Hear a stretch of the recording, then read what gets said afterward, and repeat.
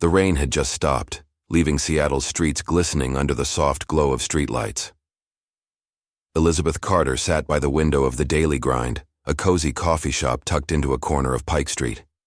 The shop's warm amber lights and the scent of freshly roasted coffee beans wrapped around her like a familiar blanket, but it did little to lift the weight pressing on her chest. Dressed in a sleek black blazer and matching trousers, her auburn hair pulled into a neat bun, Elizabeth sipped her latte slowly, her hazel eyes scanning the bustling street outside. Pedestrians hurried past, umbrellas still clutched in case. The drizzle returned, while cyclists wove through traffic with practiced ease. It was a typical Thursday evening in the city, alive with motion and purpose, yet Elizabeth felt detached, as if the world outside moved to a rhythm she couldn't quite follow. At 29, Elizabeth was a rising star in Seattle's urban planning scene. Her designs for sustainable public spaces had earned her accolades, her name whispered with respect in city council meetings and architectural firms alike. She was the youngest lead planner at Green Wave Designs, a firm known for reshaping Seattle's skyline with eco-friendly projects. But her professional triumphs stood in stark contrast to her personal life, which felt like a series of missteps and dead ends. Her colleagues called her the Iron Lady behind her back, a nod to her sharp wit and unyielding focus at work. They didn't see the Elizabeth who lingered in her apartment at night, scrolling through old photos or reading novels about love she no longer believed in. Tonight was her 85th blind date, or so she'd estimated, having lost count somewhere, between the charming lawyer who ghosted her and the accountant who talked only about tax codes. Her mother, Margaret Carter, was relentless, convinced that Elizabeth's single status was a personal failing that needed immediate correction. "You're not getting any younger, Liz," Margaret would say, her voice equal parts love and exasperation. "I just want you to be happy, with a family of your own." Elizabeth stirred her latte, watching the foam swirl into nothingness. She didn't want to be here, but Margaret's latest pitch had been unusually insistent. "This one's different," she'd said. "Daniel Hayes is perfect for you. He's successful, well-traveled, and his mother and I go way back." Elizabeth glanced at her watch. 6:33 p.m. Daniel was 3 minutes late. Normally she'd have walked out by now, her patience as thin as the Seattle mist. But Margaret's words echoed in her mind. "Give him a chance, Liz. You're too picky." She sighed, touching her cheek absent-mindedly. Her skin was still smooth, but she felt the subtle shift of time, the way her reflection didn't carry the same spark it had 5 years ago. Back then, love had seemed like an adventure waiting to unfold. Now it felt like a chore, a puzzle with pieces that never quite fit. The bell above the coffee shop door jingled, snapping her out of her thoughts. A man stepped inside, shaking rain from his dark hair. He was tall, with a tailored navy suit. That screamed confidence, and a smile that could have sold real estate to a hermit. "Elizabeth Carter?"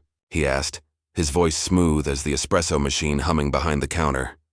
"That's me," Elizabeth replied, forcing a polite smile. "You must be Daniel." "Guilty as charged," he said, sliding into the seat across from her. "Sorry I'm late.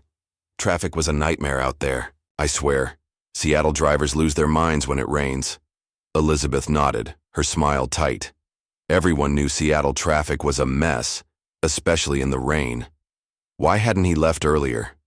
Still, she pushed the thought aside, determined to give him a chance. "It's fine," she said. "I just got here myself." They ordered, another latte for her, a black coffee for him, and settled into small talk. Daniel was charming, no question. He spoke of his tech startup with the enthusiasm of a TED Talk speaker, dropping names of investors and exotic destinations he'd visited for business. But something felt off. His stories were too polished, his answers too quick, like a rehearsed script. When she asked about his childhood, he deflected with a joke about forgetting his boring past.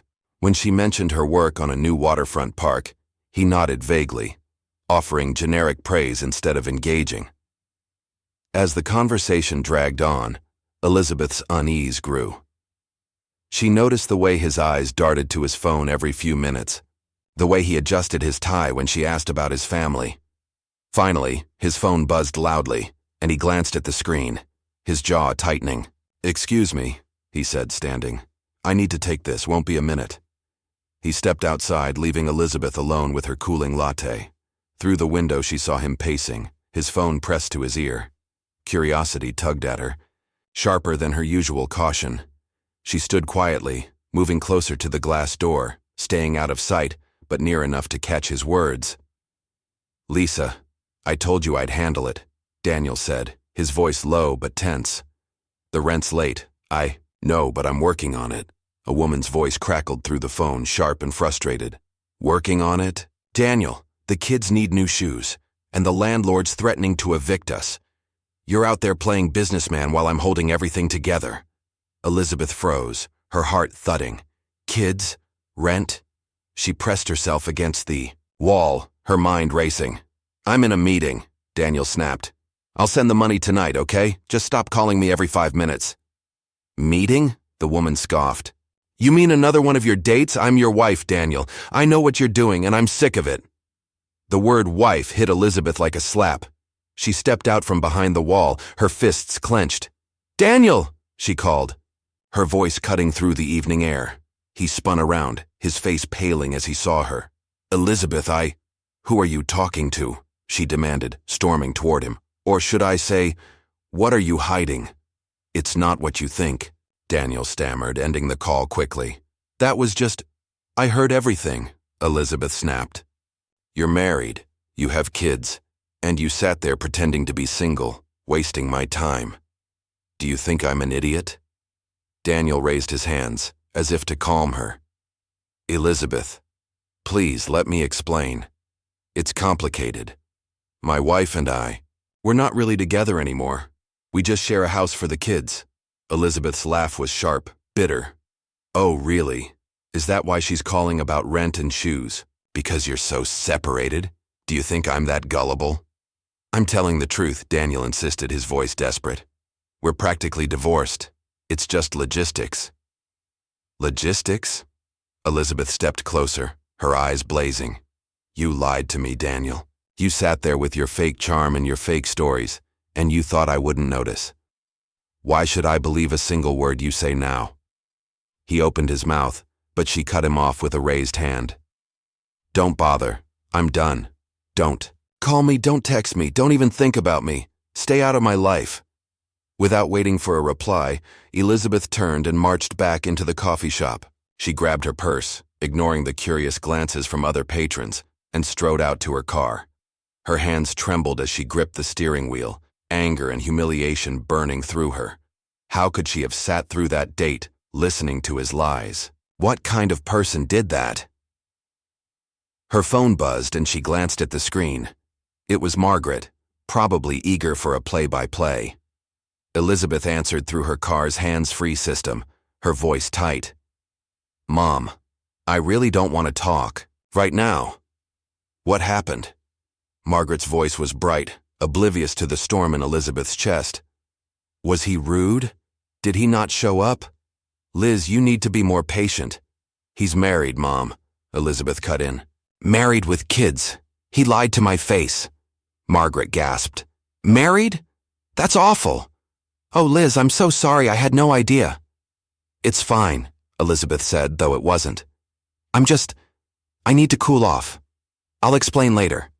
"All right, but don't wait too long," Margaret said, her tone softening. "You know I worry about you." "I know, Mom. I'll come by soon." Elizabeth ended the call, her knuckles white on the wheel. The city lights blurred past as she drove, her mind a tangle of frustration and exhaustion. Her stomach growled, reminding her she hadn't eaten since lunch. The coffee shop's pastries hadn't tempted her, and now she was far from downtown, where restaurants were plentiful.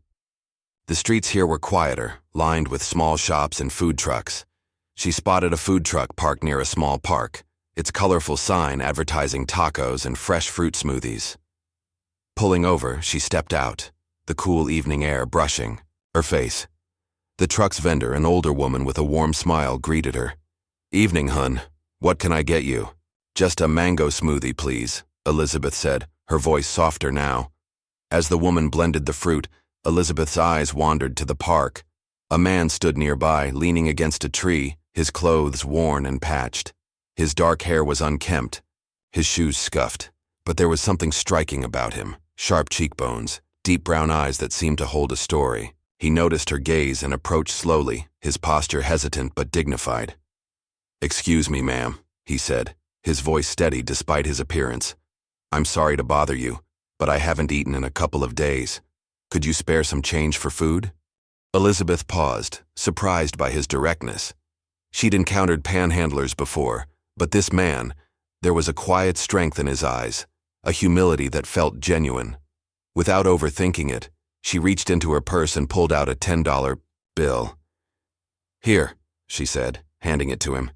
"Get yourself something to eat." His eyes widened, gratitude softening his features. "Thank you," he said, his voice thick. "You don't know how much this means." She gave him a small smile, still shaken from the date, but oddly comforted by the interaction. "It's okay. Just take care of yourself." He hesitated as, if wanting to say more, then nodded and stepped back, clutching the bill. Elizabeth watched him walk toward the food truck, her mind lingering on his face. Who was he?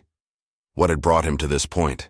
As she sipped her smoothie, the anger from Daniel's betrayal began to fade, replaced by a flicker of curiosity. The next morning, Elizabeth woke earlier than usual, the man's face still vivid in her mind. She couldn't explain why, but she felt drawn to learn more about him. After her morning coffee, she drove back to the park, the food truck still parked nearby.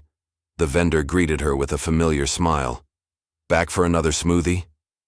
"Maybe later," Elizabeth said, scanning the area. Her heart skipped when she spotted him sitting on a bench, sketching in a tattered notebook. His clothes were the same, but in the daylight he looked even more weary, though his posture remained upright, almost defiant. She approached, her heels clicking on the pavement. He looked up, surprise flashing across his face. "Good morning," she said, her voice softer than she intended. "Good morning," he replied, standing quickly. "I didn't expect to see you again." "I didn't catch your name yesterday," Elizabeth said, offering a small smile. He hesitated, then answered, "It's Lucas Bennett. Just a guy trying to get by." "Elizabeth Carter," she said. "Mind if I sit?" He gestured to Satin Tato, the bench, and they sat, an awkward but curious silence between them. "What are you drawing?" she asked, nodding at his notebook. He showed her a sketch of the park, the lines precise despite the worn pencil. "Just capturing the world," he said. "It's what I do to keep going." Elizabeth nodded, impressed. "You're good. Have you always been an artist?" His smile was faint, tinged with sadness. "Once upon a time I thought I'd be a painter. Life had other plans." They talked for nearly an hour, Lucas sharing fragments of his story, a small-town upbringing, losing his parents young, coming to Seattle with dreams that crumbled under bad luck and worse choices. Elizabeth listened, drawn to his honesty, so different from Daniel's polished lies. Before leaving, she bought him a coffee and a taco, promising to return. As she drove away, she felt a spark of something new. Hope, maybe, or the beginning of a connection she hadn't expected. The Seattle sky was a patchwork of gray clouds the next morning, casting a soft light over Elizabeth Carter's apartment. She stood at her kitchen counter, the hum of the coffee maker filling the silence as she replayed the previous day's events. Daniel's betrayal still stung, a sharp reminder of her string of romantic failures, but it was her encounter with Lucas Bennett that lingered most vividly. His quiet dignity, the way his eyes lit up when he spoke about his sketches. It was a stark contrast to the polished deceit she'd endured at the coffee shop. She sipped her coffee, staring out at the city skyline, and felt a pull she couldn't quite name. Curiosity? Compassion? Whatever it was, it had driven her back to that park yesterday, and it was urging her to return today. By 10 a.m., Elizabeth was back at the small park near the food truck, her navy coat buttoned against the morning chill. The vendor, Rosa, waved as she approached. "Back again, hun? That smoothie must have been something special." Elizabeth smiled, her eyes scanning. The benches. It was, but I'm here to see someone. Rosa's knowing grin suggested she'd seen this before. That artist fella? He's over there, same spot as yesterday. Sure enough, Lucas sat on the same bench, his tattered notebook open on his lap. He was sketching the food truck, capturing the curve of its awning and the vibrant colors of Rosa's fruit display. His fingers moved with a quiet intensity, the pencil an extension of his thoughts. Elizabeth hesitated, suddenly aware of how out of place she felt in her tailored coat and heels, but she pushed the thought aside and approached. "Morning, Lucas," she said, her voice softer than usual. He looked up, startled, then smiled, a genuine, unguarded expression that made her chest tighten. "Elizabeth, didn't expect you back so soon. Thought I'd see what you're working on today," she said, sitting beside him. She nodded at his sketch. "That's Rosa's truck, right? You've got her vibe down perfectly." Lucas chuckled, a low, warm sound. "Thanks. It's easier to draw what's real. People, places, they've got stories in their lines." They fell into conversation, easier this time, as if yesterday's brief exchange had laid a foundation. Elizabeth asked about his art, and Lucas shared how he'd taught himself to draw as a kid, sneaking into libraries to study old art books. He spoke of his parents, both gone too soon, and how he'd come to Seattle with dreams of gallery shows. That never materialized. His voice carried no self-pity, just a matter-of-fact resilience that struck Elizabeth. She found herself opening up too, telling him about her work on the waterfront park, the pressure of being the iron lady at the office, and her mother's relentless matchmaking. "My mom's convinced I'll die alone if I don't find a husband by 30, she said, half laughing, half sighing. "She's got this family reunion coming up in 2 months and I'm dreading it. My cousins will be there with their perfect spouses and kids, and I'll be the odd one out again." Lucas tilted his head, his brown eyes thoughtful. "Sounds like a lot of pressure. You don't strike me as someone who needs to prove anything, though." Elizabeth shrugged, her fingers tracing the edge of the bench. "I don't. But it's hard to ignore when everyone's asking why you're still single, like it's some kind of flaw." He nodded, his gaze distant. "I get that. People judge what they don't understand. Doesn't mean you have to play their game."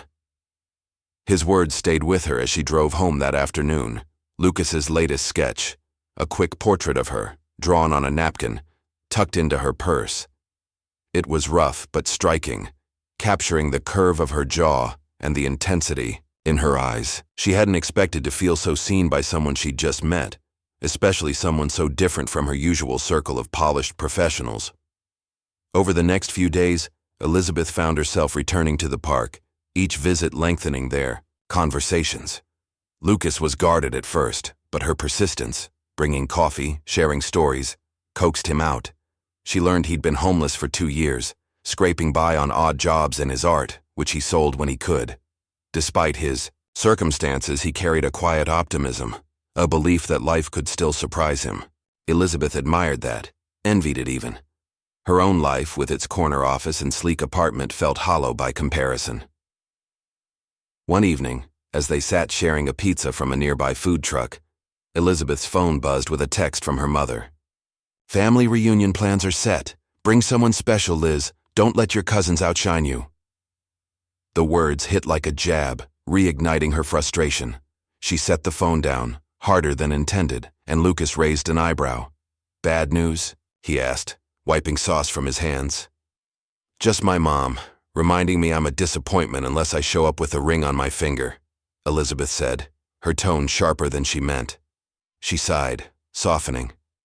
"Sorry, it's just, this reunion's going to be a nightmare. My cousins are ruthless and my aunts will have a field day if I show up alone again." Lucas leaned back, his expression thoughtful. "Why not just tell them you're happy as you are? You don't need a guy to prove your worth." "I know," she said, "but it's not that simple. They don't listen. And honestly, I'm tired of the pitying looks. I just want to shut them up for once." He nodded, his eyes scanning the horizon as if searching for an answer. Elizabeth watched him, an idea forming. A crazy, reckless idea born of desperation and the strange trust she felt with him. She took a deep breath, her heart pounding. "Lucas, can I ask you something wild?" He turned, curiosity flickering in his gaze. "Wilder than sharing pizza with a stranger in a park?" She laughed, nervous. "Maybe. Hear me out. What if you came with me to the reunion, as my fiancé? I'd pay for everything, clothes, food, a place to stay. You wouldn't have to worry about anything for a while. I need someone to help me get through this." Lucas's jaw dropped, his eyes wide with disbelief. "You want me, a guy who sleeps on benches, to pretend to be your fiancé? Elizabeth, I'm not exactly high society material." "You're perfect," she said, her voice firm. "No one in my family knows you, and you're smart, kind. I can teach you what you need to know.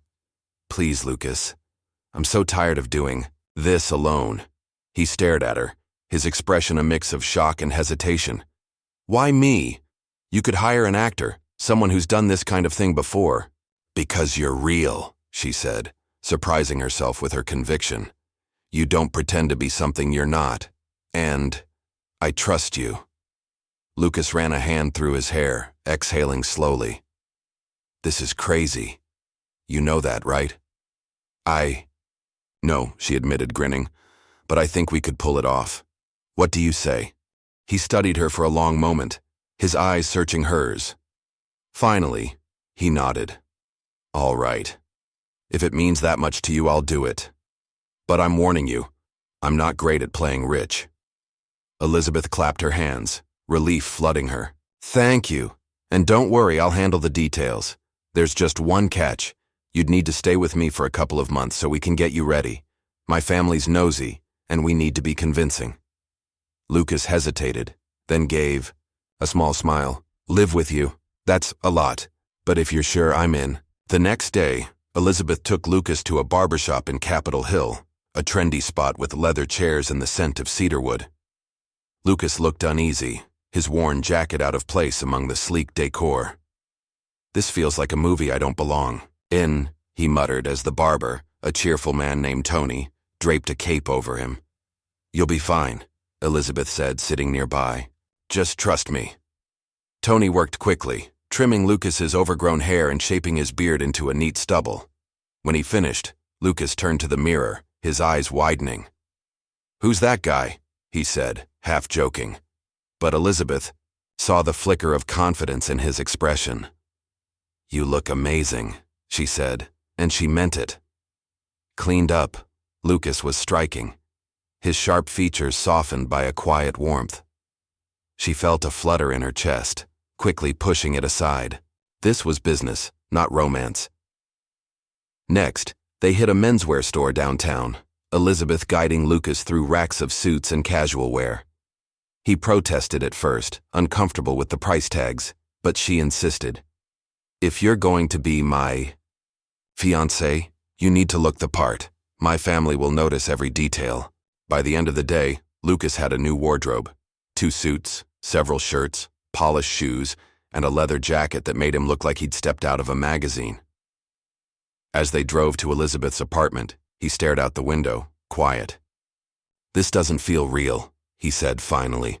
"You're spending all this money on me and I've got nothing to give back." "You're giving me your time," Elizabeth said. "That's enough.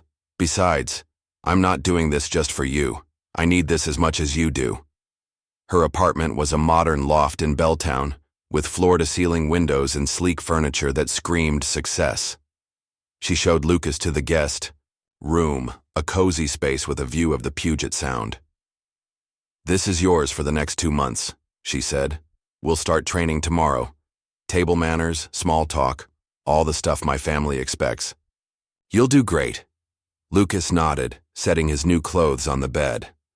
"I'll try not to let you down. Thanks, Elizabeth, for all of this." She smiled, a warmth spreading through her. "Get some rest. We've got work to do." The next morning, Elizabeth was at her desk at Green Wave Designs, reviewing plans for a community garden when her phone rang. The caller ID showed Daniel Hayes. Her stomach twisted, anger flaring at the memory of his lies. She answered, her voice icy. "What? Do you want Daniel?" His laugh came through sharp and mocking. "Oh, Elizabeth, always so serious. I saw you yesterday playing charity case with that homeless guy, buying him clothes? Really? You must be desperate." Elizabeth clenched her fist, but she kept her tone steady. "At least he's not married, Daniel. Unlike you, he's honest. And you know what? He's smarter, kinder, and better looking than you'll ever be." Daniel chuckled, unfazed. "Touchy, aren't we?" He looked like he was about to bolt. "What's next? You gonna make him your boyfriend?" Elizabeth smirked, her confidence surging. "Maybe I will. And by the way, Daniel, people who talk as much as you are usually hiding something. Like, say, a wife who's tired of your games. I hear she's the real boss in your house." Silence.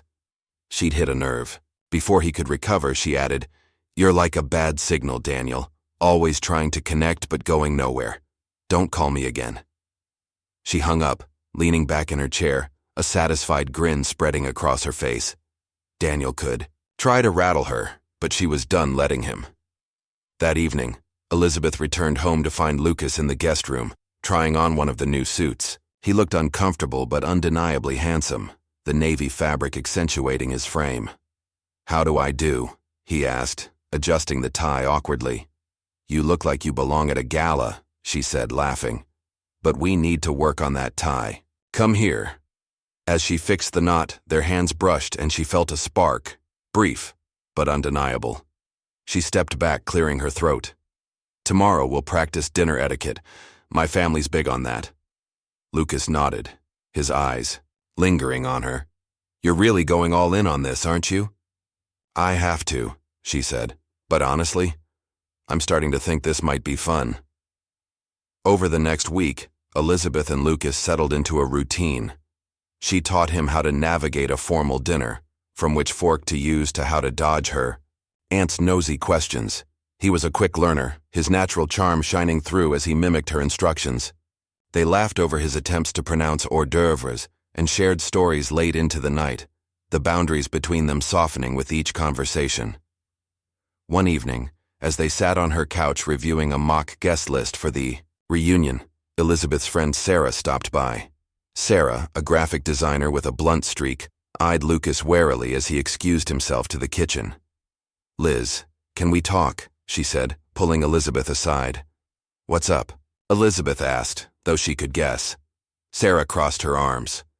"I get that you're trying to help this guy, but taking him into your home? Pretending he's your fiancé? You don't know him. What if he's dangerous?" Elizabeth sighed, expecting this. "I know it sounds crazy, but Lucas is different. He's honest, Sarah. I can feel it. He's not asking for anything, and he's been nothing but respectful." Sarah shook her head. "Respectful doesn't mean safe. He's, a stranger, Liz. What if he's playing you?" "I've thought about that," Elizabeth admitted. "But my instincts say he's genuine. I'm not naive. I'm keeping my eyes open. But sometimes you have to take a chance on people." Sarah softened, but her concern lingered. "Just be careful, okay? I don't want you getting hurt. I will," Elizabeth promised.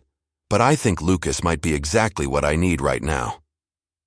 As Sarah left, Elizabeth returned to the couch where Lucas was waiting. He'd overheard part of the conversation, his expression guarded. "Your friend's not wrong," he said quietly. "I'm a risk. You sure you want to do this?" Elizabeth met his gaze, her resolve firm. "I'm sure. Let's prove them wrong together." He smiled, a mix of gratitude and determination. Deal. The Seattle skyline glittered through Elizabeth Carter's loft windows, the city's lights reflecting off the Puget Sound like scattered diamonds. Inside, the apartment was a flurry of activity, papers and note cards strewn across the dining table. Elizabeth stood at the head of the table, a whiteboard behind her covered in scribbled notes. Aunt Linda, loves golf, allergic to shellfish. Cousin Mark, brags about his tech startup. Avoid politics with Uncle Ray. Lucas Bennett sat across from her, a notebook in hand, his brow furrowed as he tried to memorize the details of Elizabeth's sprawling family. Okay, let's try this. Again, Elizabeth said, her voice firm but encouraging. If my cousin Sarah asks how we met, what do you say? Lucas leaned back, rubbing his freshly trimmed beard. We met at a community garden event where you were presenting your urban park designs. I was there sketching the layout, and we got to talking about sustainable architecture. Sparks flew. He grinned, a playful glint in his eyes. How's that? Elizabeth laughed, impressed. Perfect. You're getting good at this. Just don't overdo the charm. Sarah's nosy, but she'll smell a rat if you're too smooth. Noted, Lucas said, jotting something in his notebook. No excessive charm, though it's hard to tone it down around you. She rolled her eyes, but a smile tugged at her lips. Over the past 2 weeks, their dynamic had shifted. What? Started as a practical arrangement, Lucas posing as her fiancé to survive her family's reunion, had grown into something warmer, more comfortable. Their evenings were filled with laughter, shared meals, and stories that peeled back layers of their guarded selves. Lucas had moved into her guest room, his few belongings neatly tucked away, and the apartment felt less empty with him there. Elizabeth caught herself looking forward to their training sessions, not just for the reunion prep, but for the way Lucas made her feel. Seen, not judged. Tonight, they were practicing dinner etiquette, a skill Elizabeth insisted was non-negotiable. My family's old school, she said, setting a plate of roasted vegetables and grilled chicken in front of him. They'll notice if you use the salad fork for the main course. Lucas picked up the smaller fork, holding it like a pencil. This one's for salad, right? Feels like I'm studying for a test I didn't sign up for. You'll ace it, she said, adjusting his grip. Her fingers brushed his and she felt a familiar spark, one she'd been ignoring since their shopping trip. She pulled back, clearing her throat. Let's run through a mock dinner. Pretend I'm Aunt Linda, and you're charming her socks off. Lucas straightened, adopting a polished tone. Mrs. Carter, your golf swing must be legendary. Elizabeth tells me you've won trophies. Elizabeth grinned, slipping into character. Oh, you're too kind, Lucas. But tell me, what do you do for a living? Elizabeth's always been picky about her men. I'm an artist, Lucas said, his voice steady. I specialize in urban sketches, capturing the soul of places like Seattle. Elizabeth's work inspires me. She builds the future and I try to draw it. Elizabeth blinked, caught off guard by the sincerity in his words. That's really good, she said, breaking character. You're going to have them eating out of your hand. Lucas shrugged, a shy smile crossing his face. Just trying to keep up with you. As they cleared the dishes, Elizabeth's phone buzzed. It was a text from her mother, Margaret. Can't wait to meet your mystery man at the reunion. Don't. Forget Aunt Linda's bringing her famous pie. Bring your appetite. Elizabeth groaned, setting the phone down. She's already planning the menu. This reunion's going to be a circus. Lucas leaned against the counter, drying a plate. Sounds like your mom's got high hopes for me. Should I be scared? Terrified, Elizabeth teased. But you'll survive. You've got more charm than half my cousins combined. Their banter was interrupted by a knock at the door. Elizabeth opened it to find Sarah, her friend from the previous week, holding a bottle of wine and a skeptical expression. Thought I'd drop by, Sarah said, eyeing Lucas as he waved from the kitchen. You two look cozy, Elizabeth ushered her in, sensing the tension. We're just practicing for the reunion. Want to join? Sarah set the wine down, her gaze fixed on Lucas. No thanks. Liz, can we talk? Alone? Lucas excused himself. To the guest room, and Elizabeth led Sarah to the couch. What's up? She asked, though she could guess. Sarah crossed her arms. I'm still worried about this whole fake fiancé thing. I did some digging, Liz. There's nothing on this Lucas guy. No social media, no records. It's like he doesn't exist. Are you sure he's who he says he is? Elizabeth sighed, frustration creeping in. Sarah, I get that you're looking out for me, but I trust him. He's not hiding some dark secret, he's just had a rough life. No one's on social media if they're struggling to eat. Maybe, Sarah said, unconvinced. But you're letting him live here, spending money on him. What if he's playing you? People pretend to be nice all the time. I've thought about that, Elizabeth said, her voice firm. But Lucas isn't asking for anything. He's honest, Sarah. I can feel it. And honestly, I'm tired of being so cynical. I want to believe in someone. Sarah softened, but her concern lingered. Just promise me you'll be careful. I don't want you hurt. I promise, Elizabeth said, squeezing her friend's hand. But give him a chance. He's not what you think. After Sarah left, Lucas emerged, his expression guarded. She doesn't like me much, does she? She's just protective, Elizabeth said. She'll come around. Let's focus on the reunion. We've got a lot to cover. The next morning, Elizabeth decided it was time for the final piece of their charade, the engagement ring. We need something convincing, she told Lucas as they drove to a jewelry store in downtown Seattle, a high-end boutique with sparkling displays that made Lucas shift uncomfortably in his new leather jacket. I feel like I'm in a museum, he muttered as they stepped inside, the air thick with the scent of polished wood and wealth. Elizabeth laughed, nudging him. Relax. We're just looking for something simple. My family doesn't need to know it's not real. They browsed. The displays, Elizabeth pointing out understated rings while Lucas tried not to gawk at the price tags. A clerk, an older woman with kind eyes and a name tag reading Clara, approached them. Looking for something special? She asked, her voice warm. Just something simple, Elizabeth said. Nothing too flashy. Clara nodded, leading them to a case of elegant rings. She picked up a delicate band with a single diamond, its clarity catching the light. How about this one? It's timeless. Elizabeth's breath caught. The ring was stunning, simple yet radiant, the kind of ring she'd have chosen for a real engagement.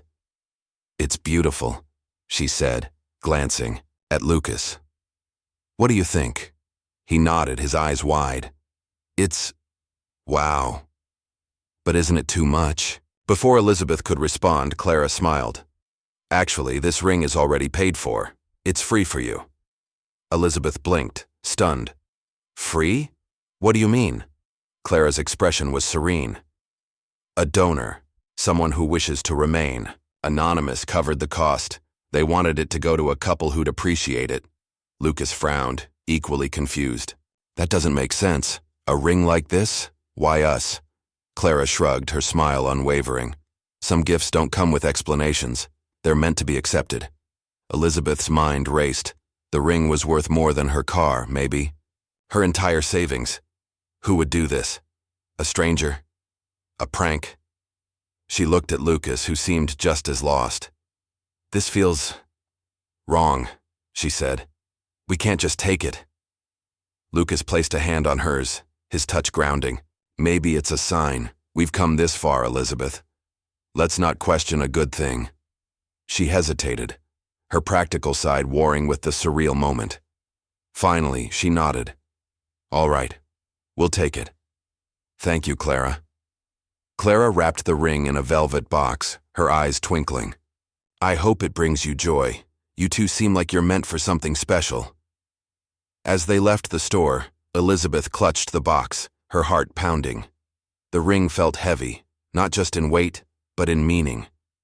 She glanced at Lucas, who was staring at the city with a mix of wonder and unease. What do you make of this? She asked. I don't know, he admitted. It's like we've stepped into someone else's story, but maybe that's okay. They drove back to her apartment in silence, the ring a silent passenger between them. At home, Elizabeth sat on the couch, staring at the diamond sparkle. This is worth more than my rent for a year, she said. Who does this? And why? Lucas sat beside her, his expression thoughtful. Maybe someone's watching out for us, or maybe it's just luck. Either way, I'm glad I'm here with you. She looked at him, her chest tightening. His words, simple and sincere, stirred something she hadn't felt in years. Hope, raw and unguarded. Lucas, she said softly, I didn't expect any of this when we met, but you're making this real, more than I planned. He met her gaze, his brown eyes steady. I didn't expect it either. You're giving me a chance I haven't had in years. And honestly, you're more than I deserve. The air between them shifted, heavy with unspoken possibilities. Elizabeth felt the urge to close the distance, to let herself feel what she'd been pushing away. Instead, she stood, breaking the moment. We should get back to work, she said, her voice unsteady.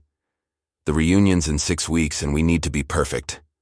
Lucas nodded, but his eyes lingered on her, a question unasked. Right. Let's do this. Over the next few days, their training intensified. Elizabeth coached Lucas on her family's quirks, her mother's love of gardening, her uncle's obsession with classic cars. They practiced dancing for the reunion's inevitable dance floor, Lucas stumbling through a waltz until they both dissolved into laughter. Each moment brought them closer, their fake engagement blurring into something neither could name. One evening, as they sat on the balcony watching the sunset, Elizabeth slipped the ring onto her finger, testing its weight. It feels real, she said almost to herself. Lucas watched her, his voice soft. Maybe it is. Not the ring. But us. She looked at him, her heart racing. Before she could respond, her phone buzzed. Another text from Margaret. Liz, I'm so excited to meet Lucas. Tell me more about him. Elizabeth sighed, setting the phone down. She's relentless, she muttered. Lucas chuckled. She sounds like she loves you. That's something. It is, Elizabeth admitted. But sometimes I wish she'd let me figure things out on my own. You will, Lucas said. You're stronger than you think. And I'm here, for as long as you need me. Their eyes locked, and for a moment, the world fell away. Elizabeth felt the pull again, stronger now, but she held back, unsure. Was this just the charade, or something more? And who was behind the ring, watching their story unfold? As they returned inside, the question lingered, a mystery that promised to change everything. The air was thick with the scent of blooming roses and grilled steak as Elizabeth Carter stepped out of her car, the gravel crunching under her heels. The Carter family reunion was in full swing at her mother's sprawling estate just outside Seattle, a sprawling property with manicured gardens and a view of Mount Rainier that felt like a postcard come to life. Fairy lights twinkled in the trees, and laughter spilled from the open windows of the house, mingling with the soft strumming of a hired guitarist. Elizabeth adjusted the diamond ring on her finger, its weight both a comfort and a reminder of the charade she was about to pull off. Beside her, Lucas Bennett stood tall in a tailored navy suit, his freshly trimmed hair catching the evening light. He looked every bit the part of a successful fiancé, but his eyes betrayed a flicker of nerves. Ready for the circus? Elizabeth asked, her voice light, but her stomach tight with anticipation. Lucas gave her a crooked smile, adjusting his tie. As ready as I'll ever be. Just don't let Aunt Linda quiz me on golf swings. Elizabeth laughed, the sound easing her tension. Deal. Stick to the script, and we'll be fine. The past 6 weeks had been a whirlwind of preparation. Elizabeth had drilled Lucas on every detail of her family, from Cousin Mark's tech startup boasts to Uncle Ray's love of vintage Mustangs. They'd practiced waltzing in her living room, laughed over Lucas's attempts to navigate her mother's gardening jargon, and shared quiet moments that blurred the line between their fake engagement and something deeper. The mysterious ring, a gift from an anonymous donor, sat on her finger like a question mark, its origin still a puzzle. Elizabeth had tried to push it from her mind, focusing instead on the task at hand, convincing her family that Lucas was the man she'd chosen. As they approached the house, Margaret Carter appeared at the door, her floral dress fluttering as she rushed to greet them. Liz, oh, you look stunning, she said, pulling Elizabeth into a hug before turning to Lucas. And you must be Lucas. My goodness, you're even more handsome than Liz said. Lucas extended a hand, his smile warm but practiced. Mrs. Carter, it's a pleasure. Elizabeth's told me so much about you. Margaret beamed, ushering them inside. Come in, come in. Everyone's dying to meet you. The living room was a sea of familiar faces. Cousins, aunts, uncles, and distant relatives Elizabeth hadn't seen in Years. The air buzzed with chatter, clinking glasses and the occasional burst of laughter. Aunt Linda, her golf trophies gleaming on a nearby shelf, spotted them first. "Elizabeth, is this the mystery man?" she called, striding over with a glass of wine in hand. Elizabeth took a deep breath, slipping her arm through Lucas's. "Aunt Linda, this is Lucas Bennett, my fiancé." Lucas shook her hand, his grip steady. "Great to meet you, Mrs. Carter. Elizabeth says you're a legend on the golf course." Linda's eyes lit up. "Oh, she's exaggerating, but I've got a few stories." "What do you do, Lucas?" "I'm an artist," he said smoothly, his voice carrying the confidence they'd rehearsed. "Urban sketches mostly, capturing the soul of cities like Seattle. Elizabeth's work inspires me. She's shaping the future, and I try to draw it." Elizabeth suppressed a smile, impressed by how naturally he delivered the line. Linda nodded, clearly charmed. "An artist? That's different. You two must have quite the story." "We do," Elizabeth said, squeezing Lucas's arm. "We met at a community garden event. Lucas was sketching my park designs and we just clicked." The lie rolled off her tongue with surprising ease, and Lucas's subtle nod told her he was in the game. They moved through the crowd, fielding questions with practiced grace. Cousin Mark, predictably, tried to one-up Lucas with tales of his startup's latest funding round, but Lucas deflected with a humble comment about art being his passion, not his bank account. Uncle Ray grilled him on classic cars, and Lucas managed to hold his own, thanks to a crash course Elizabeth had given him on Mustangs and Corvettes. As the evening progressed, Elizabeth felt a strange mix of relief and exhilaration. Lucas was holding up better than she'd hoped, his charm disarming even her most skeptical relatives. But beneath the performance, she caught glimpses of the real Lucas, the way his eyes softened when he looked at her, the quiet strength in his posture. It stirred something in her, a warmth she hadn't felt in years. Dinner was served on the patio, long tables draped in white linen and laden with Margaret's famous spread, roasted chicken, grilled vegetables, and Aunt Linda's legendary apple pie. Elizabeth and Lucas sat side by side, their knees brushing under the table. Margaret raised a glass, her eyes misty. "To family," she said, "and to new beginnings, especially for Elizabeth and Lucas." The toast drew cheers, but Elizabeth caught Cousin Sarah's skeptical glance from across the table. Sarah, with her perfect husband and 2 kids, had always been the golden child, and her raised eyebrows said she wasn't entirely sold on Lucas. "So, Lucas," Sarah said, her tone sweet but probing, "how did you propose? Liz hasn't told us the details." Elizabeth tensed, but Lucas didn't miss a beat. "It was simple," he said, his voice steady. "We were at the waterfront, watching the sunset over the Sound. I told her she makes every day brighter, and I couldn't imagine a future without her. Got down on one knee right there on the pier." Elizabeth's heart skipped. They'd rehearsed the story, but the way he said it, his eyes locked on hers, his voice soft but certain, felt real. She forced a smile, nodding. It was perfect. Sarah's expression softened, but her eyes lingered, as if searching for cracks. "That's sweet. And that ring. It's stunning. Where'd you find it?" Elizabeth glanced at the diamond, its clarity catching the fairy lights. "A jewelry store downtown," she said vaguely. "It was a special find." Before Sarah could press further, Margaret clapped her hands. "Time for dancing. Let's get everyone on their feet." The guitarist struck up a lively tune, and couples flooded the makeshift dance floor in the garden. Elizabeth led Lucas out, her hand in his. "You okay with this?" she whispered. "I've got 2 left feet, but I'll manage," he murmured, his breath warm against her ear. They swayed to the music, Lucas's hand steady on her waist. He was clumsy at first, but her gentle guidance smoothed his steps. As they moved, the crowd faded, and it was just them, the rhythm of the guitar blending with the beat of her heart. "You're doing great," she said, her voice barely above. A whisper. "You make it easy," he replied, his eyes holding hers. For a moment the charade melted away, and Elizabeth felt a pull stronger than ever. She wanted to lean in, to close the distance, but a voice in her head reminded her, "This isn't real. Not yet."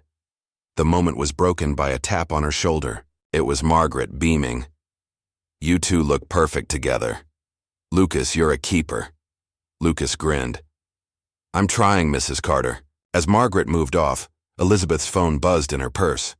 She ignored it, but it buzzed again, insistent. Excusing herself, she stepped to the edge of the garden and checked the screen. A text from an unknown number. "Enjoying the reunion? The ring looks good on you. A friend." Elizabeth's blood ran cold. She scanned the crowd, half expecting to see someone watching, but everyone was caught up in the music and laughter. Lucas joined her, sensing her unease. "Everything okay?" She showed him the text, her voice low. "Someone knows about the ring. They're here, or they've got eyes on us." Lucas frowned, his hand resting protectively on her arm. "Could be a prank, or maybe the donor's closer than we thought." Elizabeth nodded, but the message gnawed at her. Who was this friend? A relative playing a trick? Someone from Lucas's past? The ring, already a mystery, now felt like a weight pulling her into a story she didn't understand. The rest of the evening passed in a blur. Lucas charmed her family, deflecting tough questions with ease, but Elizabeth's mind kept drifting to the text. As they drove back to her apartment, the city lights blurring past, she broke the silence. "Lucas, do you think the ring's connected to you? Maybe someone from your life before?" He shook his head, his expression troubled. "I don't have anyone left who'd do something like that. My parents are gone.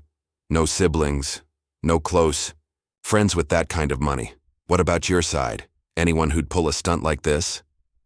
"Not that I know of," she said. "But that text, it's too specific.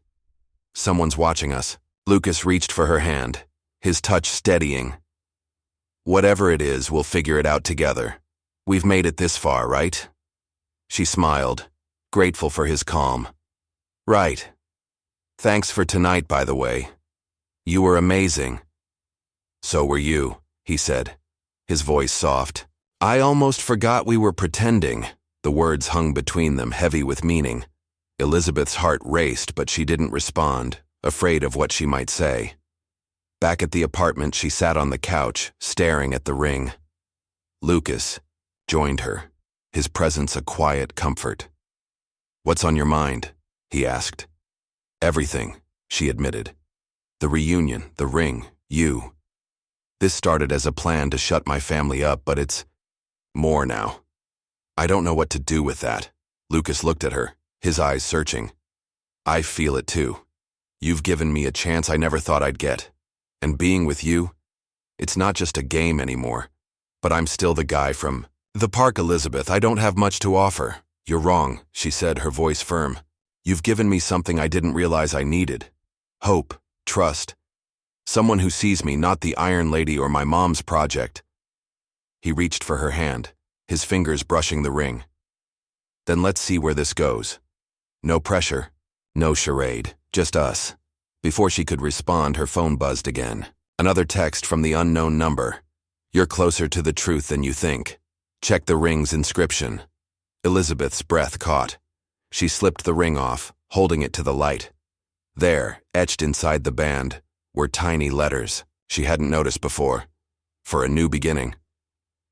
Her eyes widened, meeting Lucas's. "What does this mean?" she whispered.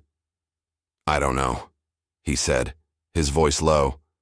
"But someone wants us to find out." As they sat in the quiet of her apartment, the ring between them, Elizabeth felt a mix of fear and excitement. The reunion had been a success, but the mystery of the ring and their growing feelings promised a future full of surprises. Elizabeth. Carter sat at her kitchen table, the mysterious ring glinting under the soft glow of her pendant light. The inscription, "For a new beginning," seemed to pulse with secrets, each letter a clue to a puzzle she couldn't yet solve. Across from her, Lucas Bennett leaned forward, his brow furrowed as he studied the cryptic text messages on her phone. The words from the unknown sender, "Enjoying the reunion?" "The ring looks good on you. A friend, and you're closer to the truth than you think. Check the ring's inscription. hung in the air like a fog, obscuring the truth but hinting at its nearness. The Seattle skyline shimmered through her loft's windows, the city's restless energy a stark contrast to the quiet tension between them. "Whoever sent these knows us," Elizabeth said, her voice low. "They were at the reunion, or they've got someone feeding them information. But why? And why this ring?" Lucas ran a hand through his hair, his new suit jacket draped over the chair beside him. "It's not just the ring. It's the timing. The messages. Someone's playing a game, but I can't figure out what they want." Elizabeth nodded, her mind racing through possibilities. A prankster relative? A friend of her mother's with a flair for drama? Or something tied to Lucas's past, though he insisted he had no connections wealthy enough to gift a diamond worth thousands. She set the ring down, its weight heavier than its size suggested. "We need to trace this back to the source. The jewelry store's our best bet. Clara might know more than she let on." Lucas hesitated, his brown eyes searching hers. "You sure you want to dig into this? What if it's just a random act of kindness and we're chasing shadows?" "It's not random," Elizabeth said firmly. "Nobody gives away a ring like this without a reason. And those texts? They're too personal. I need answers, Lucas, don't you?" He nodded slowly. "Yeah, but I'm more worried about you. This whole thing, me, the reunion, the ring, it's a lot. I don't want you getting hurt." His concern, quiet but genuine, sent a warmth through her chest. Over the past 2 months, Lucas had become more than a partner in her charade. Their late-night talks, shared laughter, and the way he looked at her, like she was more than the Iron Lady of Greenwave Designs, had chipped away at her defenses. The reunion had been a triumph, with her family charmed by Lucas's sincerity, but it was the moments after, the quiet ones like this, that made her question where the pretense ended and something real began. "I'm tougher than I look," she said, offering a small smile. "And I'm not in this alone. We'll figure it out together." Lucas's lips curved, a spark of determination in his eyes. "Together, it is." The next morning, they returned to the jewelry store in downtown Seattle, the boutique's polished interior as intimidating as ever. Clara, the clerk with kind eyes, greeted them with a warm smile. "Back so soon? How's the ring treating you?" "It's beautiful," Elizabeth said, holding up her hand to show the diamond. "But we need to talk about it. The anonymous donor, can you tell us anything more? We got some strange messages about it." Clara's smile faltered, just for a moment, before she recovered. "I'm afraid I don't know much. The donor paid through a wire transfer. No name attached. They left a note saying the ring was for a couple starting a new chapter. That's all I've got." Elizabeth exchanged a glance with Lucas. "A note?" she pressed. "Did it say anything else? Anything about us specifically?" Clara hesitated, then pulled a small card from a drawer behind the counter. "This came with the payment. I wasn't supposed to share it, but you seem determined." The card was simple, cream-colored with elegant script. "For a couple whose story deserves a new beginning, may this ring be a spark. No signature, no other clues." Elizabeth's heart sank, but Lucas's eyes narrowed. "This handwriting," he said, his voice low. "It looks familiar, but I can't place it." "You recognize it?" Elizabeth asked, surprised. "Maybe," he said, frowning. "It's like something I've seen before, maybe years ago, but I don't know where." Clara watched them, her expression unreadable. "I wish I could help more." The donor was clear. They wanted anonymity. "But they seemed to know you'd come to this store, like they were waiting for you." Elizabeth's mind spun. Someone had planned this, had chosen them specifically. But who? And why? She thanked Clara, slipping the card into her purse, and they left the store, the mystery no closer to resolution. As they walked back to her car, Lucas was quiet, his thoughts elsewhere. "What's on your mind?" she asked. "That handwriting," he said. "It's nagging at me. I used to work odd jobs, cleaning houses, delivering packages. I saw a lot of notes, letters. Maybe it's from someone I crossed paths with. Elizabeth nodded, her curiosity deepening. We'll keep digging. But for now, let's focus on what's next. The reunion's over, but I'm not ready to end this. She gestured between them, her cheeks warming. Lucas stopped walking, turning to face her. You mean us? The fake engagement? Not just that, she said, her voice soft but steady.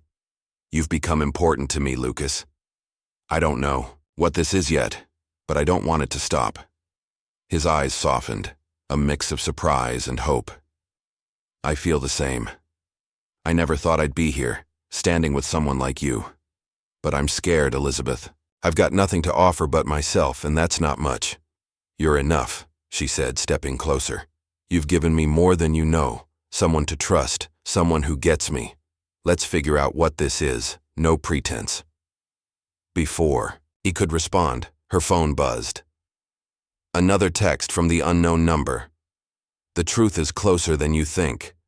Ask Margaret about her old friend. Elizabeth's breath caught, her eyes meeting Lucas's. My mom, she said, disbelief lacing her voice. What does she have to do with this? There's one way to find out, Lucas said, his jaw set. Let's talk to her.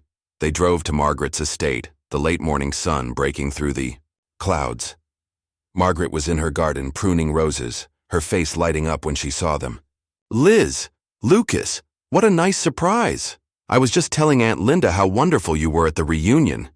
Elizabeth forced a smile, her heart pounding. Mom, we need to talk about the ring.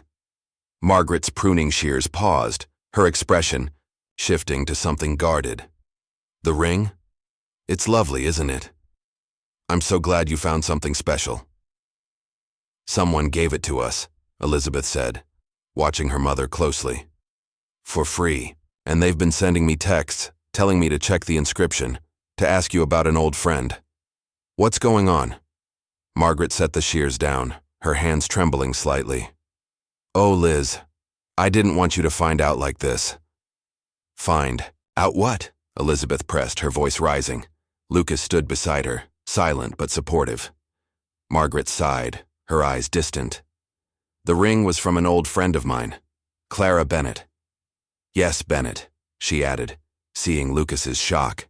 She's your aunt, Lucas, your mother's sister. Lucas's face paled. My aunt? I haven't seen her since I was a kid. She moved away after my parents died. I thought she was gone. She's been in Seattle for years, Margaret said. She kept tabs on you, Lucas, even when you didn't know it. When she heard about you and Liz through me, I admit she wanted to do something. She's wealthy now, from her tech investments, and she paid for the ring as a gift, a way to reconnect without forcing herself into your life. Elizabeth's mind reeled. So you knew? All this time you knew who gave us the ring? I promised Clara I'd keep it quiet, Margaret said, her voice soft. She didn't want to overwhelm you, Lucas. She felt guilty for losing touch after your parents passed. The ring was her way of hoping you'd both find something real. Lucas shook his head, his voice tight. Why didn't she just talk? To me? All these years I thought I was alone. Margaret reached for his hand, her eyes warm. She was afraid you'd reject her, but she's been watching, Lucas. She saw you sketching in the park, heard about Liz through me. She thought you two were meant for something. Elizabeth looked at Lucas, her heart aching for him. So the texts were from Clara? Margaret nodded. She wanted to nudge you toward the truth without revealing herself too soon. She's waiting, Lucas, if you're ready to see her. Lucas was silent, his expression a mix of shock and pain. Elizabeth took his hand, squeezing gently. You don't have to decide now, she said. But you're not alone anymore. Not with her, and not with me. He met her gaze, his eyes glistening. Thank you, Elizabeth, for everything. They left Margaret's house with Clara's contact information, Lucas promising to reach out when he was ready. Back at the apartment, they sat on the couch, the ring between them, its mystery finally solved. Elizabeth felt a weight lift, but a new one settled in its place, the weight of what came next. Lucas, she said, her voice soft, This started as a crazy plan, but it's real now. I don't know what the future holds, but I want you in it. Not as a fake fiancé, but as you." He smiled, his hand finding hers. "I want that too. I've got a lot to figure out. Clara, my art, my life. But with you, I feel like I can do it." She leaned in, their lips meeting in a kiss that was soft at first, then deepening with the weight of everything they'd shared. It was a promise, a new beginning, just as the ring's inscription had said. As they pulled back, breathless, Elizabeth felt a certainty she hadn't known in years. This was real, and it was worth fighting for. The next day, Lucas called Clara, arranging to meet. Elizabeth went with him, standing by his side as he reconnected with the aunt he'd thought he'd lost. Clara, a sharp-eyed woman in her 60s, cried as she hugged him, promising to support his art and his future. Elizabeth watched, her heart full, knowing this was only the beginning.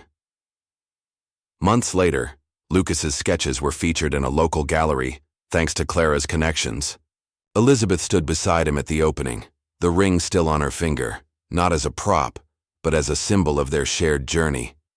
Her family, once skeptical, now adored Lucas, and Margaret had stopped her matchmaking, content that Elizabeth had found her match. As they stood in the gallery, surrounded by Lucas's art, Elizabeth leaned into him. "We did it," she whispered. "We made it real." Lucas kissed her forehead, his voice soft. A new beginning, just like the ring said. The Seattle autumn painted the city in hues of amber and crimson, the leaves crunching under Elizabeth Carter's boots as she walked through Pike Place Market. The air carried the sharp tang of apples and the warm aroma of freshly baked bread from the stalls. Beside her, Lucas Bennett carried a canvas tote filled with their purchases, local honey, a wedge of aged cheddar, and a bouquet of dahlias for their apartment. The diamond ring on Elizabeth's finger caught the sunlight. Its inscription, for a new beginning, a quiet reminder of the journey that had brought them here. 3 months had passed since the family reunion, since the revelation that Lucas's Aunt Clara was the mysterious donor of the ring, and since they'd decided to make their relationship real. Their life together had settled into a rhythm that felt both new and familiar. Lucas had moved out of the guest room into Elizabeth's bedroom, his sketches now pinned to the walls alongside her architectural blueprints. His first gallery show, thanks to Clara's connections, had been a modest success, selling half a dozen pieces and earning him a commission for a local cafe's mural. Elizabeth's work at Greenwave Designs was busier than ever, her waterfront park project nearing completion, but she found herself hurrying home each evening, eager for Lucas's quiet humor and steady presence. Today, as they navigated the market's bustling crowds, Elizabeth felt a contentment she hadn't known in years. "You sure you don't want to try the smoked salmon?" she teased, nodding at a vendor's display.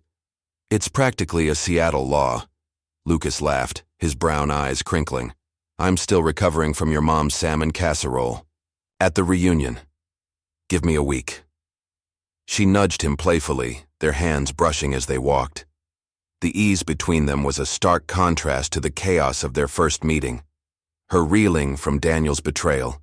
Him, a stranger asking for spare change in a park. Now they were partners, not just in love, but in navigating the challenges of their unlikely story. Their moment of peace was interrupted by Elizabeth's phone buzzing in her coat pocket. She pulled it out, expecting a work email, but the sender's name made her pause. Daniel Hayes. Her stomach twisted, the memory of his lies at the coffee shop still sharp. She hadn't heard from him since their heated phone call months ago, when she'd shut down his mockery of Lucas. "What does he want?" she muttered, opening the message. "Elizabeth, I owe you an apology. I was a jerk, and I'd like to make it right. Can we meet? Just to talk?" Daniel Lucas glanced over, sensing her tension. "Trouble? It's Daniel," she said, showing him the text. "He wants to meet. Says he's sorry." Lucas's jaw tightened, but his voice stayed calm. "You don't owe him anything. What do you want to do?" Elizabeth sighed, tucking the phone away. "Ignore him for now. He had his chance to be honest and he blew it. I'm not letting him ruin our day." Lucas nodded, but she could see the flicker of unease in his eyes. Daniel's reappearance was a reminder of the world they'd left behind, one where trust was a gamble and appearances mattered too much. She squeezed his hand, pulling him toward a coffee stall. "Come on, let's get lattes and forget about him." But Daniel's message lingered, a shadow that followed them through the market. Over the next few days, Elizabeth found herself distracted, checking her phone more often than she'd like. Daniel sent another text, then a third, each more insistent. "I know I messed up, but I've changed. Please, just hear me out." She deleted them, but the words gnawed at her, stirring doubts she thought she'd buried. What if Daniel had answers? About the ring or about Clara's involvement? What if he knew something she didn't? Her unease came to a head one evening as she and Lucas sat in their apartment, reviewing sketches for his mural project. The table was cluttered with pencils and coffee mugs, the air filled with the soft strum of a jazz playlist. Elizabeth stared at her laptop, her mind elsewhere, until Lucas set his pencil down. "You've been quiet all night," he said. "Is it Daniel?" She sighed, closing her laptop. "Yeah, I don't want to see him, but what if he knows something about Clara or the ring? What if there's more to the story?" Lucas leaned back, his expression guarded. "You think he's connected to my aunt?" "I don't know," she admitted. "It's just a feeling. Those texts started right after we found out about Clara. It's too coincidental." Lucas nodded, his fingers tracing the edge of a sketch. "Then let's find out. But we do it together. I don't trust him, and I don't want you facing him alone." Elizabeth felt a rush of gratitude. "Deal. I'll set up a meeting, somewhere, public. We'll hear him out and be done with it." She texted Daniel, agreeing to meet at the Daily Grind, the same coffee shop where their disastrous date had unfolded. The irony wasn't lost on her as they arrived the next afternoon, the familiar scent of roasted beans filling the air. Lucas sat beside her, his posture relaxed but his eyes sharp, scanning the door. When Daniel walked in, Elizabeth's chest tightened. He looked different, less polished, his suit replaced by a simple sweater and jeans, his face carrying a weariness she hadn't noticed before. "Elizabeth," he said, nodding as he sat across from them. His gaze flickered to Lucas, a hint of surprise in his eyes. "And Lucas, right? Didn't expect you here." Lucas's smile was polite but cold. "I go where Elizabeth goes." Daniel shifted, clearly uncomfortable. "Fair enough. Look, Elizabeth, I owe you an apology. I was a jerk lying about my situation. I was separated technically, but I wasn't honest. I'm sorry for wasting your time." Elizabeth crossed her arms, her voice cool. "You did more than waste my time. Daniel, you lied about having a wife and kids. Why should I believe you now?" He sighed, running a hand through his hair.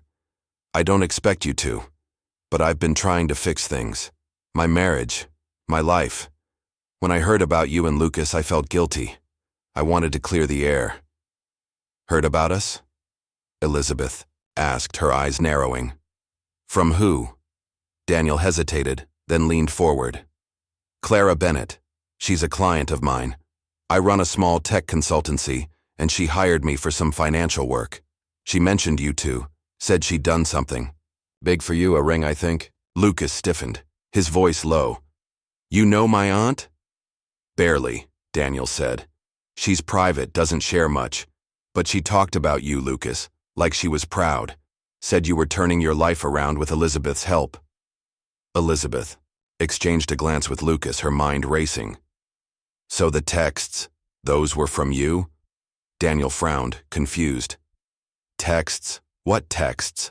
She showed him the messages from the unknown number, watching his reaction. His confusion seemed genuine, his brow furrowing as he read. "I didn't send these. I don't even have your number anymore. But Clara's got connections.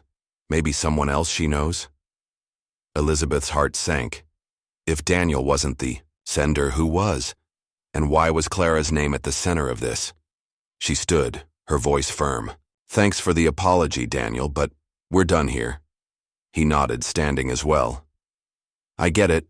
I hope you're happy, Elizabeth. You deserve it." As they left the coffee shop, Lucas took her hand, his grip steady. You believe him? He asked. About the apology? Maybe, she said. About the texts? No. There's something we're missing, and it's tied to Clara. They drove to Clara's office, a sleek tech hub in South Lake Union. Clara welcomed them warmly, her silver hair pulled into a neat bun, her office lined with books and art prints. Lucas, Elizabeth, what a surprise, she said, gesturing to a pair of chairs. What's on your mind? Elizabeth didn't waste time. Clara, we got texts about the ring, telling us to check the inscription, mentioning an old friend. Daniel Hayes says you're his client, that you talked. About us, what's going on? Clara's smile faded, replaced by a look of quiet resignation. I should have known you'd figure it out. Yes, I sent the texts. I wanted to guide you to the truth without overwhelming you. Why the secrecy? Lucas asked, his voice tight. You could have just told me you were my aunt. Clara sighed, her eyes softening. I was afraid, Lucas. After your parents died, I drifted away, buried in my work. When I heard you were in Seattle struggling, I felt guilty. I saw you sketching in the park. And when Margaret told me about Elizabeth, I thought, maybe this was my chance to help. The ring was my way of giving you both a push, a symbol of what you could build together. Elizabeth's chest tightened. So you orchestrated this? The ring, the texts, all of it? Not orchestrated, Clara said, encouraged. I saw two people who needed each other and I took a chance. I'm sorry if it felt manipulative. Lucas was silent, his hands clenched. Elizabeth reached for him, her voice gentle. Clara, you should have been honest. But I'm glad you brought us together even if it was messy. Clara nodded, tears in her eyes. I want to be part of your life, Lucas, and yours, Elizabeth, if you'll let me. Lucas took a deep breath, his voice steady. I need time, but I'm willing to try. They left Clara's office, the weight of the truth settling over them. Back at the apartment, Elizabeth and Lucas sat on the balcony, the city's lights stretching before them. The ring, now fully understood, felt lighter on her finger. We did it, Elizabeth said, leaning into him. We found the truth and we're still here. Lucas kissed her forehead, his voice soft. A new beginning, just like the inscription said. I'm all in, Elizabeth. For you, for us. She smiled, her heart full. Me too. Let's see where this takes us. The Seattle winter draped the city in a soft gray mist, the kind that clung to the streets and softened the edges of the skyline. Elizabeth Carter stood in her loft apartment, staring out at the Puget Sound through floor-to-ceiling windows, a steaming mug of coffee warming her hands. The diamond ring on her finger, Clara's gift, inscribed with "For a New Beginning," caught the dim morning light. A quiet reminder of the journey she and Lucas Bennett had shared over the past 6 months. Their relationship, born of a desperate charade to survive her family's reunion, had grown into something real, something she hadn't dared hope for after years of romantic disappointments. But as she sipped her coffee, a familiar unease settled in her chest. Life, she'd learned, rarely stayed simple. Lucas sat at the dining table, his sketchbook open, his pencil moving in quick, deliberate strokes. He was working on a new piece. For his second gallery show, a commission from a local art collective that had taken notice of his urban sketches. His first show, 3 months ago, had been a modest triumph, selling enough pieces to cover rent for a few months, and earning him a mural project for a Capitol Hill cafe. But the art world was fickle, and Lucas's newfound confidence was fragile, tested by the pressure to prove he was more than a one-hit wonder. You've been at that for hours, Elizabeth said, crossing to the table with a smile. What's it this time? Lucas looked up, his brown eyes tired but warm. A view of the market at dusk, trying to capture the energy, you know? The way the lights hit the stalls just right. She leaned over his shoulder, studying the sketch. The lines were bold, capturing the chaos and beauty of Pike Place Market with a precision that made her heart swell. It's stunning, she said. They're going to love it. He shrugged, setting the pencil down. Hope so. This collective's got big names. I'm just the guy who used to draw on napkins in the park. Hey, Elizabeth said, nudging his arm. You're the guy who charmed my entire family and sold out half a gallery. You've got this. Lucas's smile was small but genuine. Thanks. I just don't want to let anyone down. You, Clara, myself. Elizabeth understood the weight of expectations. Her own career at Green Wave Designs was at a crossroads. The waterfront park project, her biggest yet, was set to open in a month, and the city council was buzzing with praise. But her firm had just landed a contract for a massive downtown redevelopment, and her boss, Karen, had hinted at a promotion if Elizabeth could handle the increased workload. Late nights and weekend meetings were becoming the norm, pulling her away from Lucas and the quiet moments they'd grown to cherish. Her phone buzzed on the counter, interrupting her thoughts. A text from her mother, Margaret. Lunch today? I want to hear about Lucas's show. Clara's joining us. Elizabeth smiled, typing a quick "sure noon works." Margaret had embraced Lucas like a son, and Clara, Lucas's long-lost aunt, was slowly rebuilding their relationship, her tech wealth funding small gestures like art supplies and gallery contacts. Lunch with Mom and Clara, Elizabeth said, setting her phone down. You in? Lucas hesitated, his fingers tapping the sketchbook. I'd love to, but I've got a meeting with the collective's curator. They want a progress check on the pieces. Elizabeth nodded, hiding her disappointment. No problem, knock 'em dead. He stood, pulling her into a quick hug. I'll make it up to you. Dinner tonight? My treat.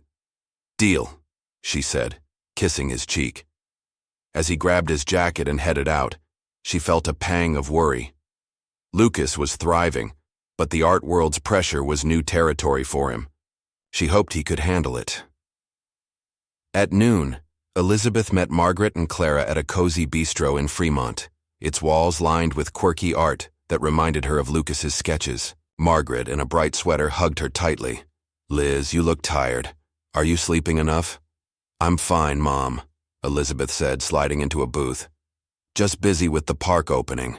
Clara, elegant in a tailored blazer, smiled, warmly. You're doing incredible work, Elizabeth. I saw the park plans online. It's going to be a game changer. Thanks, Elizabeth said, her cheeks warming.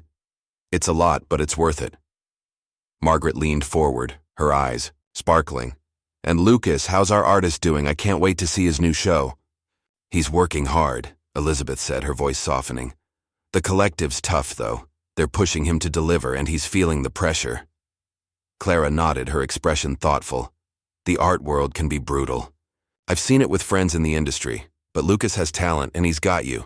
That's more than most artists have. Elizabeth smiled, but Margaret's next words caught her off guard. You two are so good together, Liz. Have you thought about making it official? You know, a real engagement? Elizabeth nearly choked on her water. Mom, we're happy as we are. No need to rush. Margaret raised an eyebrow. I'm just saying that ring looks good on you, and Lucas is a keeper. Clara chuckled, diffusing the tension. Let them figure it out, Margaret. They've got time. The conversation shifted to lighter topics. Margaret's garden, Clara's latest tech venture, but Elizabeth's mind wandered. Her mother's words, though well-meaning, stirred a familiar pressure. She loved Lucas, but the idea of a real engagement felt daunting, especially with their lives pulling in different directions. Back at the office, Elizabeth dove into a stack of blueprints, her focus fraying as the afternoon wore on. Around 4 p.m., her phone buzzed with a call from Lucas. His voice was tight, almost panicked.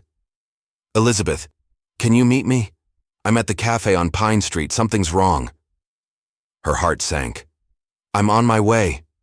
What happened? Just come quick, he said, hanging up. She grabbed her coat and drove to the cafe, her mind racing with worst-case scenarios. Had the collective rejected his work? Was he hurt? When she arrived, Lucas was sitting outside, his sketchbook closed, his face pale. A man in a sleek suit sat across from him, his expression smug. Elizabeth recognized him instantly. Evan Carter, her cousin Mark's business partner, a self-proclaimed art collector with a reputation for cutting deals that favored him. "Elizabeth," Lucas said, standing as she approached. "This is Evan. He's with the collective." Evan extended a hand, his smile too polished. "Good to see you, Elizabeth. I was just telling Lucas about an opportunity." Elizabeth sat, her eyes narrowing. "What kind of opportunity?" Evan leaned back, sipping his espresso. "Lucas's work is impressive, but the collective's concerned about his consistency. He's new, untested. I'm offering to sponsor him, fund his next show, cover studio costs. In return, I'd take a percentage of his sales. Standard deal." Lucas's jaw tightened. "It's 60%, and he wants creative control over what I show." Elizabeth's blood boiled. 60%? That's robbery, Evan. And creative. Control? Lucas's work is his own. Evan shrugged, unfazed. "It's a tough market. Without a sponsor, Lucas might not get another show. I'm doing him a favor." "You're doing yourself a favor," Elizabeth snapped. "I know your game, Evan. You did this to a sculptor last year, took her work, rebranded it, and left her with pennies." Lucas looked between them, his voice low. "I told him no, Elizabeth. But he says the collective might pull my slot if—" "I don't agree." Elizabeth stood, her voice firm. "Then we'll find another collective. Your work's too good for this, Lucas. You don't need a vulture like him." Evan's smile faded, but he stood, brushing off his suit. "Think it over, Lucas. You don't have the clout to be picky. Elizabeth, nice seeing you." As he walked away, Elizabeth sat beside Lucas, her hand on his. "You okay?" He shook his head, his voice raw. "I thought I was finally getting somewhere. Now I'm back to square one. What if I can't do this?" "You can," she said, her voice fierce. "Evan's a shark, but he's not the art world.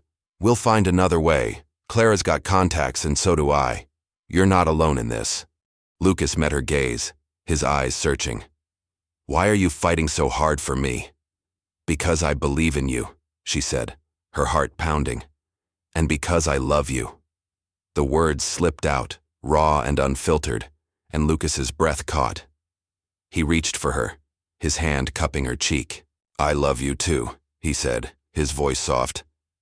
"I've been scared to say it, but it's true."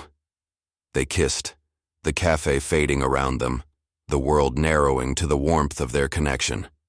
When they pulled back, Elizabeth felt a clarity she hadn't known before.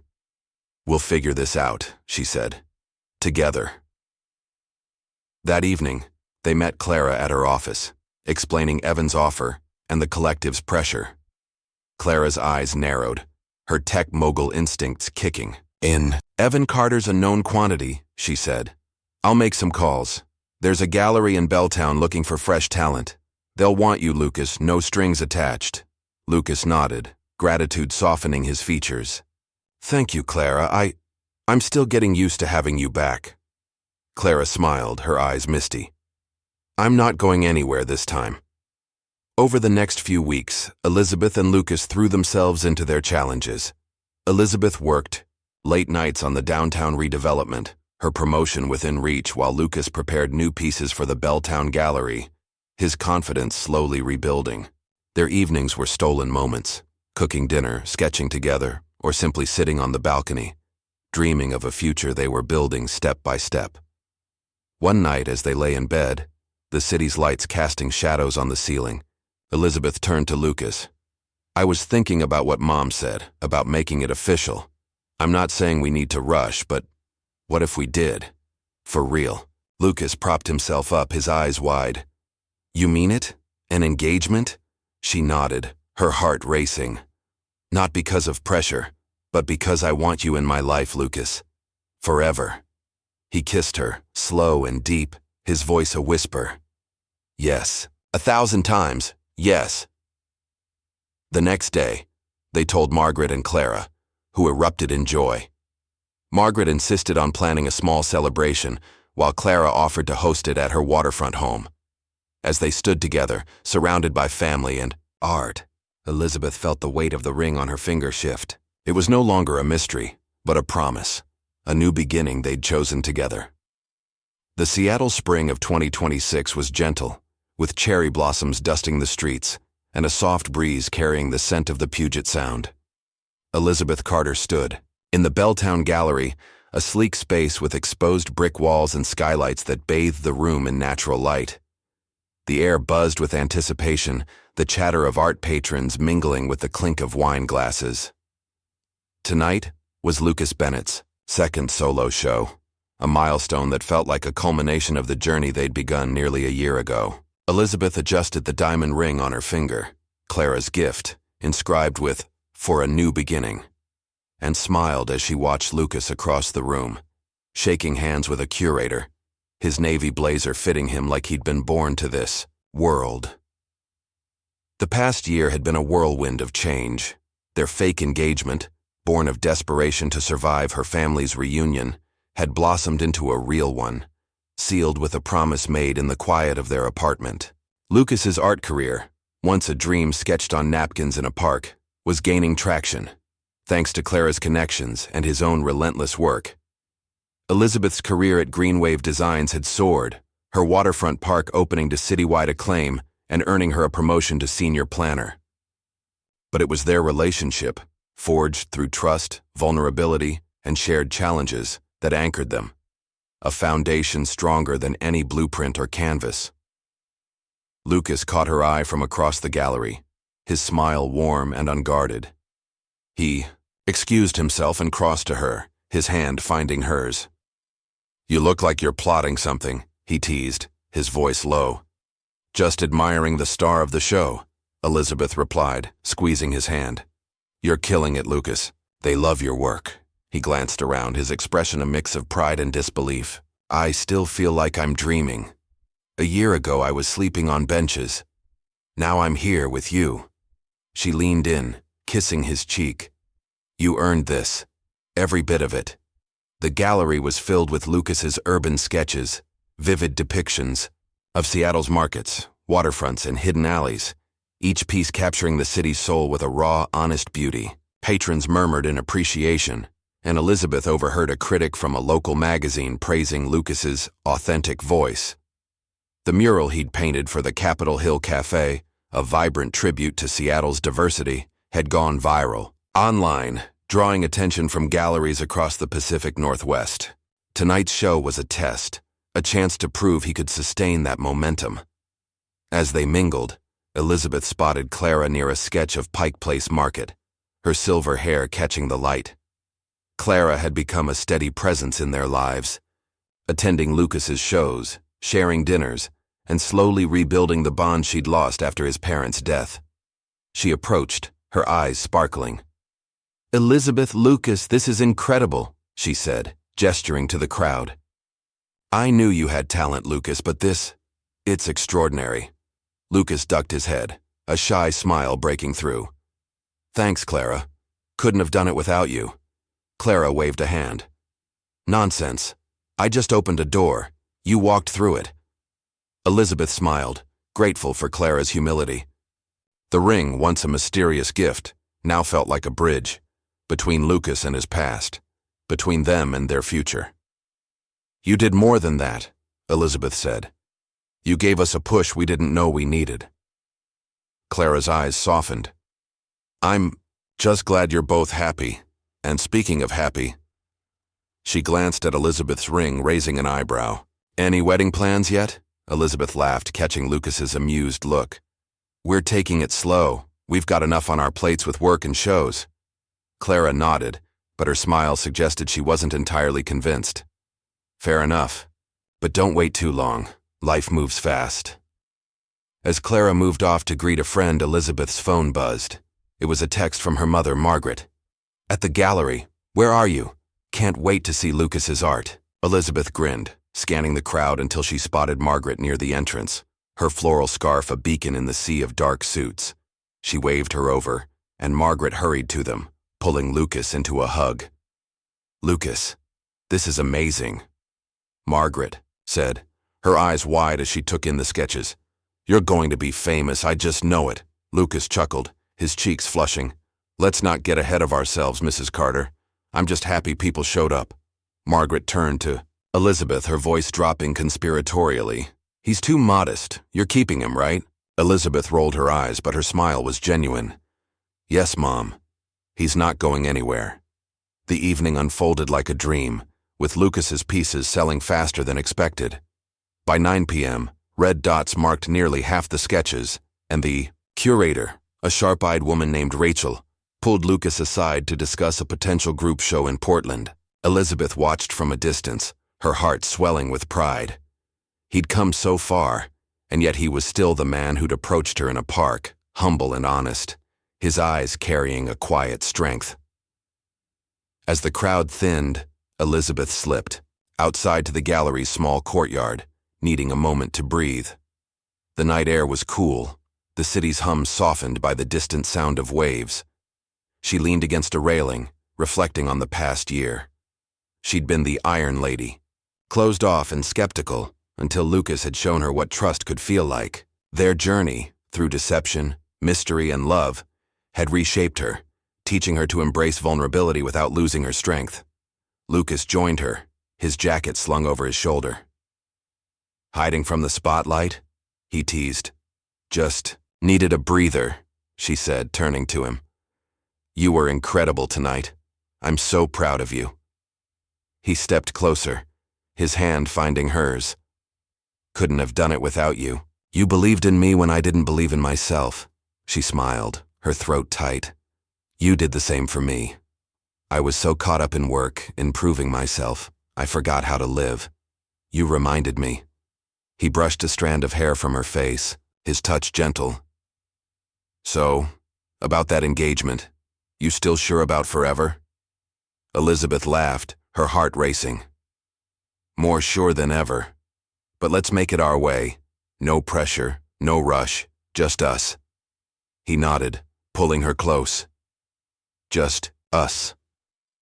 They kissed under the courtyard's string lights, the world fading to the rhythm of their shared breath. When they pulled back, Elizabeth felt a certainty that anchored her, a promise stronger than any ring.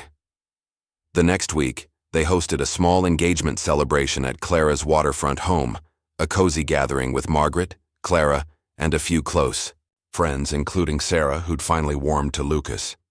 The house was filled with laughter, the clink of champagne glasses, and stories of their unlikely love. Margaret toasted to their future, her eyes misty, while Clara gifted Lucas a set of professional art supplies, a quiet nod to her support. As the party wound down, Elizabeth and Lucas slipped onto the balcony, the sound stretching before them like a canvas. "What's next?" Elizabeth asked, leaning into him.